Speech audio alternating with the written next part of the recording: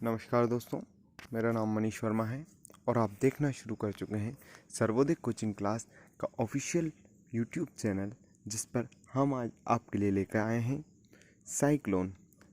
जैसा कि आप सब जानते हैं, एम्फन साइक्लोन बंगाल की खाड़ी में आने वाला है।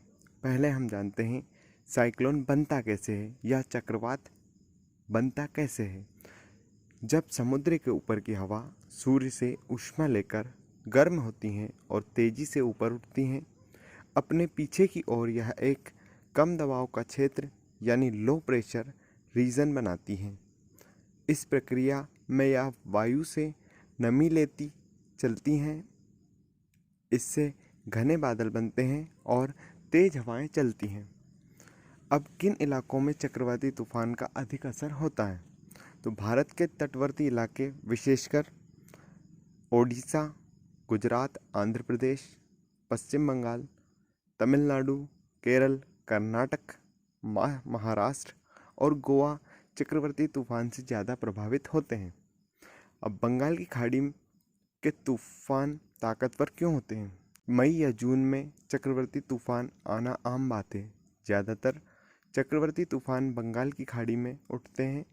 पिछले 120 साल में आए सभी चक्रवाती तूफान के 14% ही भारत के पास के अरब सागर में आए हैं। बंगाल की खाड़ी में उठने वालों की तुलना में अरब सागर के चक्रवाती तूफान अपेक्षाकृत कमज़ोर होते हैं। कैसे रखा जाता है चक्रवाती तूफानों का नाम? हम जानते हैं अब कैसे रखा जाता है चक्रवाती तूफानों का नाम।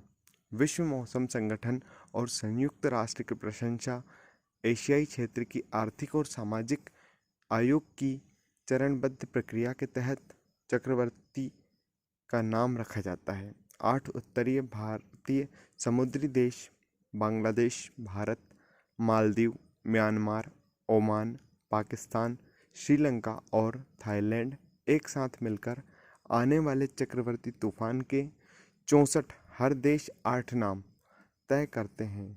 जब चक्रवात इन 8 देशों के किसी हिस्से में पहुंचता है, सूची से अगला दूसरा सुलभ नाम रख दिया जाता है।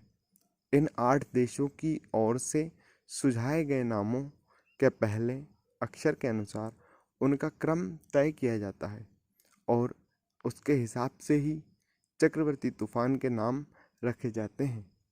साल 2004 में चक्रवाती तूफान के नामांकन की प्रक्रिया शुरू की गई थी।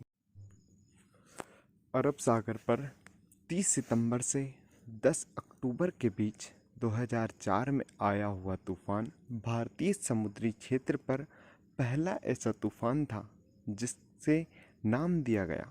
उसका नाम था ओनिल। इसने गुजरात के तट पर लैंडफॉल किया था। 8 देशों ने जो 64 नाम की सूची 2004 में तैयार की थी, इसमें से 63 नामों का अब तक उपयोग हो चुका है, जबकि 64वां नाम आगामी तूफान को दिया जाएगा। यह नाम थाईलैंड ने दिया है और इसे अम्फन कहा जाएगा। इसके बाद यह 8 देश मिलकर 64 नामों की सूची दोबारा तैयार करेंगे। भारत आमतौर पर प्रतिवर्ष 2 बार चक्रवाती तूफान का सामना करता है।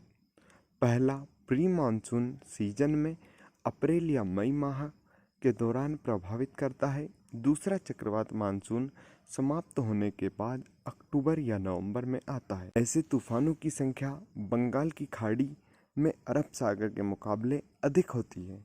वर्ष 2001 से 2013 के बीच देश में मई महीने में 11 चक्रवाती तूफान आए। इनमें से 7 बंगाल की खाड़ी में जबकि 4 अरब सागर में विकसित हुए।